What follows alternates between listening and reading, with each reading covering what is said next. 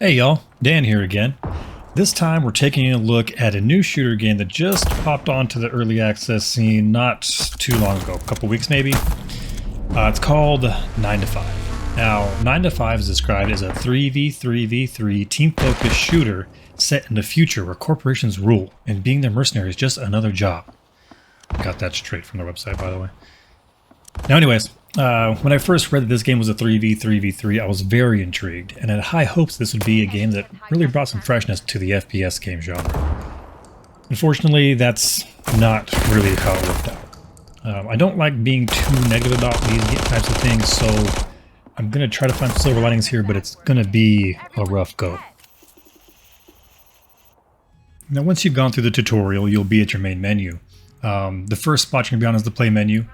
Here's where you're going to see your new information, character progress, performance information. I'm all going to be here at the start. Then we roll into your loadouts.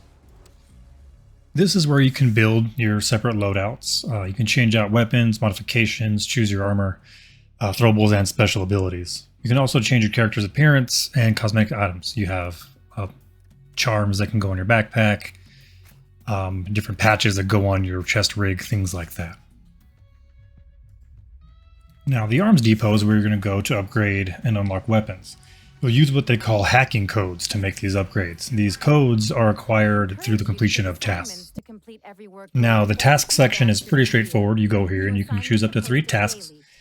Each one has its own specific rewards, usually in the form of hacking codes, weapon parts, or components. And then finally we come to the big bad marketplace. Now, this is where the potential pay-to-win aspect comes into play. Essentially, you can use real money to buy platinum, or in-game currency. You can use this currency to then buy credits and then purchase guns and armor. I don't want to go too deep into this part of it. It's a free game and this is how the game makes their money. I get it. In my opinion, I'm fine with the ability to purchase items like gun skins, clothing, charms for your character, but I'm not a huge fan of the ability to buy high-tier guns and immediately be able to shit on other players who don't want to drop the real cash. Now, the actual matches are pretty straightforward. Each match consists of 3 phases. In phase 1, you basically are locating and securing a specific point. There can be some variation in this, but essentially that is what it is. You can either choose to rush the objective and hold it down, or you can choose to be a little bit more passive about it and allow the other 2 teams to fight it out and then move it and clean up. Now, phase 2's objective is going to be different depending on if you won or lost phase 1. If you won, your team now gets to hold the location. You can set up barricades and other traps while the other 2 teams move to take over your objective. If the other 2 teams decide to cooperate with each other, well, congrats, you're now in a 3v6. Good luck. If your team lost phase 1, then you're now tasked with taking back over the objective from the team that won. Again, it's up to you and your team on how you want to proceed with this. And then phase 3 is your typical extraction. You're just having to survive long enough to extract while the other teams push you to take over your location and extract themselves. All in all, it's pretty straightforward. The 3 phases are decent. It doesn't feel fully fleshed out right now. Like, there's no real consequence for losing a phase, and honestly, if you win, you can be kind of screwed because the next round means you're now going against 6 other players. Now, let's talk about the actual mechanics of the game. And yikes.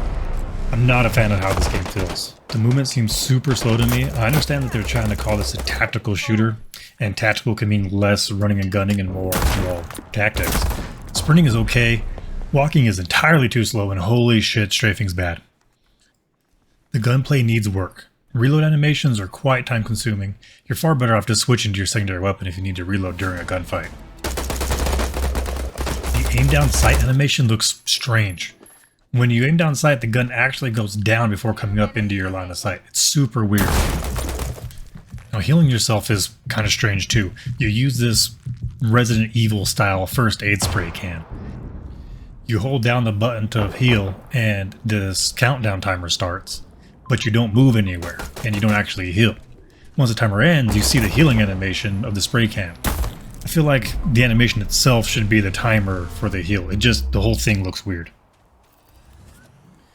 When you do get killed, you do have the option to run a drone around the map, and you can use that drone to mark targets and help your teammates, so long as your drone doesn't get shot down. I do like this aspect. It gives you something to do whenever you're downed. You can still help out your team during the round. Now, the sniper rifle optics, those don't make any sense to me. Looking through the reticle, the crosshair will move around while the scope itself stays stationary. It's super confusing and makes shooting a real pain in the ass. Now, I understand that this game is in early access and that there's going to be visual issues. This game has a lot of grenades have this strange visual effect that looks nothing like an explosion at all. It's more like this weird clear gas ripple thingy. Honestly, I have no other way to describe it. I kind of thought it was just there as a placeholder for the actual frag grenade explosion animation. Hopefully that's the case. The spectator view is janky as hell. You'll see when people reload, the mag's not even in their hands. If you're spectating a player who's using a sniper rifle, it's going to look like they're hip firing when they're actually scoped in. And then there's also this weird animation sometimes where it puts like the whole gun out in front. It's just a strange aesthetic right now. I'm sure it'll get fixed. Oh, I sure as hell hope it does. Now, overall, the graphics in this game, they're just okay. I don't hate them, but I also don't love them either. Yeah, I'm kind of just whatever about it.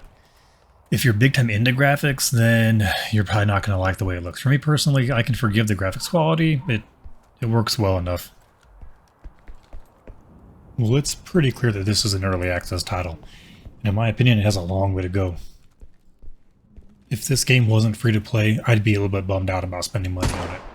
The idea behind the game is good, but it just falls a bit short of the goal. For me, I just can't get past the movement mechanics and the gunplay in this game. It feels stiff and cumbersome and left me just wanting out. As of right now, I just can't recommend playing 9 to 5. But because I think the idea is good, I'll be checking back on it in a few months just to see what changes, and hopefully we see some big improvements. Well guys, that's about all I got on 9 to 5. This one was a tough one to get through, to be completely honest. And if you were watching that gameplay, I was getting my ass kicked while playing it. I really do appreciate you all sticking around with me for this one. Please feel free to leave a like and to subscribe if you haven't already done so. It's really going to help me to determine what content's good for this channel, judging by the likes and or comments that you might leave, so I do appreciate that stuff. If you're interested in more content like this, I do have another review of a game called Hired Ops. I'll leave a link to that one right here. I also have a few more shooter games I'm working on reviews for, so be on the lookout for that stuff too. You can also find me live here on YouTube most weekday nights starting around 9 p.m. Central Time. So if you'd like to check one of those out, I would love to have you. Thanks again for hanging out, and we will see you next time. Deuces.